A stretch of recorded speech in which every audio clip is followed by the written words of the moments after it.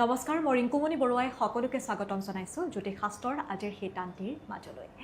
আৰু এইকেইটা দিনত ৰাজ্যজুৰি দেখিবলৈ পোৱা গৈছে দেৱালী, আনহাতে কালী পূজা অনুষ্ঠুপীয়াকৈ সকলোৱে উদযাপন কৰিছে। যিহেতু ৰাজ্যত এতিয়া জুবিনদাবিহীন আমি প্ৰতিটো পুৱা প্ৰতিটো দিন অতিবাহিত কৰিব লগা হৈছে, তদন্ত চলি আছে, ন্যায় সকলোৱে আমি কামনা কৰিছোঁ। দাদা, আপোনাৰ কাষলৈ আহিছোঁ। আমি প্ৰথমতে গ্ৰহগতি যাত্ৰা সন্দৰ্ভত চাই লওঁ, তাৰপাছত আমি ৰাশিফলৰ মাজলৈ পাৰিম। ধন্যবাদ, নমস্কাৰ। আজিৰ গ্ৰহগতিসমূহ এনেধৰণৰ: শনি মীন ৰাশিত, ৰাহু কুম্ভ ৰাশিত, আজি বৃহস্পতি টুঙি হৈ আছে, তাৰমানে কৰ্কট ৰাশিত বহি আছে, আজি কেতু সিংহ ৰাশিত বহি আছে। আজিৰ দিনটোত শুক্ৰ আৰু চন্দ্ৰ কন্যা ৰাশিত, আজি ৰবি বুধ মংগল আৰু লগ্ন তুলা ৰাশিত বহি আছে। এতিয়া আহিছোঁ দিনটোৰ ৰাশিফললৈ। প্ৰথমতে মেষ ৰাশিৰ ফলাফল। Aries, pentacles and ace of swords এই দুখন কাৰ্ড ল'লোঁ। মানসিক অস্থিৰতা দূৰ হ'ব, শৰীৰত দুৰ্বলতা অনুভৱ কৰিব, সন্তানৰ উচ্চ শিক্ষাৰ বাতৰিয়ে মনত আনন্দ দিব। আজি ধনপ্ৰাপ্তিৰ যুগ, যান বাহনৰ ক্ষেত্ৰত শুভ ফল। য়েলো কালাৰ লাকি, ৰেড কালাৰ আনলাকি। এতিয়া হওক শ্বৰ্টছ এণ্ড চেৰিয়ট এই দুখন কাৰ্ড মতে বৃষ ৰাশিসকলৰ তৰাজ, ব্যৱসায় বাণিজ্যত উন্নতি লাভৰ সম্ভাৱনা, খৰচা পাতি বৃদ্ধি পাব, মামলা মকদ্দমাত ক্ষয় ক্ষতি। হোৱাইট কালাৰ লাকি, অৰেঞ্জ কালাৰ আনলাকি। এতিয়া কাপছ এণ্ড পেণ্টাকলছ মিথুন ৰাশি, জেমিনি।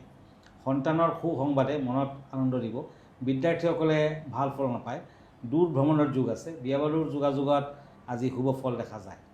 মিথুন ৰাশিৰ জাতক জাতিকাসকলে আজিৰ দিনটোত কামাখ্যা মন্দিৰত এযোৰ পাৰ চৰাই এৰি থৈ আহক, শুভ ফল দিব। ব্লু কালাৰ লাকি, ব্ৰাউন কালাৰ আনলাকি। এতিয়া আহক শ্বৰ্টছ এণ্ড কাপছ, কৰ্কট ৰাশি, কেঞ্চাৰ। কৰ্মৰ ক্ষেত্ৰত খেলি মেলি বেমেজালি আদি, খেলুৱৈসকলে সুফল লাভ কৰিব পাৰিব, সন্তানৰ বাবে চিন্তিত হ'ব, ধন সা সম্পত্তিৰ ক্ষেত্ৰত তৃতীয় ব্যক্তিক প্ৰশ্ৰয় নিদিব। আজি দান ধ্যান কৰক, ভাল ফল পাব। পিংক কালাৰ লাকি, য়েলো কালাৰ আনলাকি। আমি এখন পত্ৰ লৈছোঁ দাদা। এইখিনিতে পত্ৰখনত এগৰাকীয়ে লিখিছে যে মোৰ ল'ৰাটোৰ পঢ়া শুনাত মন নবহে, কি কৰিব লাগিব, আৰু সন্তান প্ৰাপ্তিত কিবা বাধা আছে নেকি, তেওঁ চাই দিব কৈছে। হয়, যদি আপোনাৰ সন্তানৰ পঢ়া শুনাত মন নাথাকে, তেন্তে সন্তানৰ পঢ়াৰ টেবুলৰ উত্তৰ পূব দিশত আপুনি এটা ক্ৰিষ্টেল বল নতুবা গ্লোভ ৰাখক। কাঁচৰ গ্লোভ হ'লে ভাল, তেতিয়া মনোযোগ বৃদ্ধি পাব। চন্দ্ৰৰ ওপৰত গ্লোভটোৱে প্ৰভাৱ বিস্তাৰ কৰে, তেতিয়া মনোযোগ বৃদ্ধি পায়। আৰু আপোনাৰ সন্তান প্ৰাপ্তিত যদি বাধা থাকে, তেতিয়া ঘৰখনত নাগপাশ যন্ত্ৰ প্ৰতিষ্ঠা কৰক, আৰু শুক্ৰবাৰে প্ৰতিষ্ঠা কৰিব লাগে। আৰু এটি শুক্ৰবাৰৰ ভিতৰত 80,000 টাইমছ ৰাহু বেদক্ত মন্ত্ৰ জপ কৰিব লাগে, ৰাহুৰ মন্ত্ৰ। প্ৰত্যেক দিনা পূজা পাতল কৰক। দৰিদ্ৰ ব্যক্তিক ব্লেক ব্লেংকেট, ক'লা কম্বল দান কৰক, দক্ষিণা দান কৰক, আৰু বুধবাৰ দিনটোত ব্ৰত ৰাখক, তেতিয়া সন্তান প্ৰাপ্তিত শুভ ফল দিয়ে। ধন্যবাদ জনাইছোঁ। আমি অনুষ্ঠানটো অব্যাহত ৰাখিম, কিন্তু এইখিনিতে এটি চমু বাণিজ্যিক বিৰতি লৈ লৈছোঁ। খন্তেক বাণিজ্যিক বিৰতিৰ পাছত পুনৰ উভতি আহিছোঁ। আপোনালোকে চাই আছে মৰ্ণিং লাইভৰ এই বিশেষ শীতান্তি। দাদা, পুনৰ উভতিছোঁ। আমি আনকেইটা ৰাশিফললৈ যাওঁ।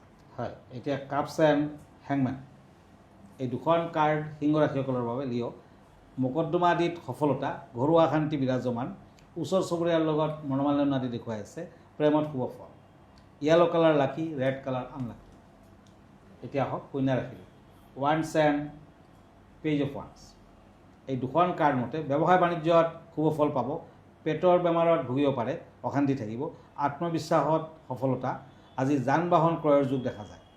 কন্যা ৰাশিৰ জাতক জাতিকাসকলে আজিৰ দিনটোত ভিকাৰীক অলপমান আটপ চাউল দক্ষিণাৰ সৈতে আগবঢ়াওক, ভাল হ'ব। ব্ৰাউন কালাৰ লাকি, মেৰুণ কালাৰ আনলাকি।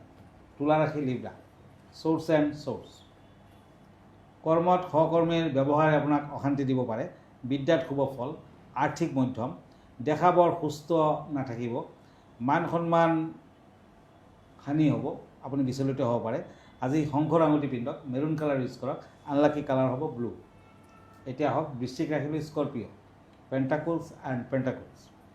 আৰ্থিক ক্ষেত্ৰত খৰচাৰ মাত্ৰা বেছি হ'ব, ঘৰুৱা বা কৰ্মস্থানত আহুকাল নাপায়, পিতৃৰ খুব বেয়া নহয়, বিদ্যাত অনুকূল। আজি ঘৰখনত উন্নতি অব্যাহত থাকিব। আজিৰ দিনটোত brown colour lucky, pink colour unlucky. এক বিষয় কেনেধৰণৰ আছে আজি দাদা, কি আনিছে? হয়, আজিৰ বিষয়টো হৈছে গোবৰ্ধন পূজা। কাইলৈ 22 অক্টোবৰ, কাইলৈ গোবৰ্ধন পূজা, গৌশালা মেলা। গতিকে গোবৰ্ধন পূজাৰ বিষয়ে আজি কম। গোবৰ্ধন পূজা 22 অক্টোবৰ 2025। কাতি মাহৰ শুক্লপক্ষৰ প্ৰতিপদ তিথিত গোবৰ্ধন পূজা কৰা হয়।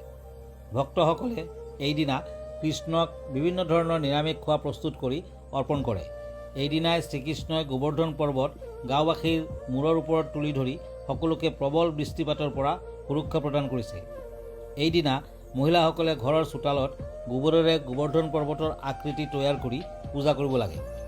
গোবৰ্ধন পূজাৰ দিনা শ্ৰীকৃষ্ণক গাখীৰেৰে স্নান কৰাই 56 ভোগেৰে অন্নকূট নিবেদন কৰক। এইদিনা গৰুক ফল আৰু মিঠাই খুৱাব লাগে। গৰুক মাটিৰ তিলক লগাব।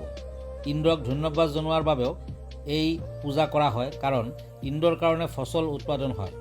যিসকলে বাণিজ্যিকভাৱে বা ঘৰুৱাভাৱে পশুপালন কৰিছে তেওঁলোকে এই পূজা কৰিলে বিশেষ ফল পাব। গোবৰ্ধন পূজা কি আৰু এই গোবৰ্ধন পূজা কিদৰে পালন কৰে, ৰীতি নীতি পৰম্পৰা নিয়মসমূহ দাদাই খুব সুন্দৰকৈ কৈছে। আমি সকলো আশা কৰিছোঁ যে আপোনালোক উপকৃত হ'ব। দাদা, আমি আনকেইটা ৰাশিফল নাপাওঁ। হয়, এতিয়া চ'ৰ্চ এণ্ড চ'ৰ্চ ধনুৰাশি ছেজিটেৰিয়াছ। বৈবাহিক ক্ষেত্ৰত সমস্যা দেখা যায়। কৰ্মস্থানত আশাপূৰ্ণ যোগাযোগ, বন্ধুৰ পৰা উপকৃত হ'ব। আজি ধনুৰাশিৰ জাতক জাতিকাসকলে শিৱ পাৰ্বতীক দৰ্শন কৰক। পিংক কালাৰ লাকি, হোৱাইট কালাৰ আনলাকি। এতিয়া হওক মকৰ ৰাশিলৈ ওৱান্স এণ্ড ওৱান্স। কেপ্ৰিকৰ্ণ, দাম্পত্য জীৱনত পৰিৱৰ্তন তেনে নাই। সন্তানৰ মধ্যম, আত্মীয় স্বজনৰ বাবে চিন্তিত হ'ব। বিয়া বাৰুৰ যোগাযোগত শুব। ব্যৱসায় বাণিজ্যত দূৰ ভ্ৰমণৰ সম্ভাৱনা। Black colour lucky, pink colour unlucky. এতিয়া হওক কুম্ভ ৰাশিলৈ একুৰিয়াছ। কাপছ এণ্ড ওৱান্স। কুম্ভ ৰাশিত চাকৰিয়ালসকলে আজি স্থান পৰিৱৰ্তনৰ দিশ দেখুৱাই আছে। স্থান পৰিৱৰ্তন কৰিব পাৰে। বিদ্যাত শুভ ফল। কৰ্মতৎপৰতা থাকিব। শৰীৰৰ প্ৰতি যত্ন কৰক।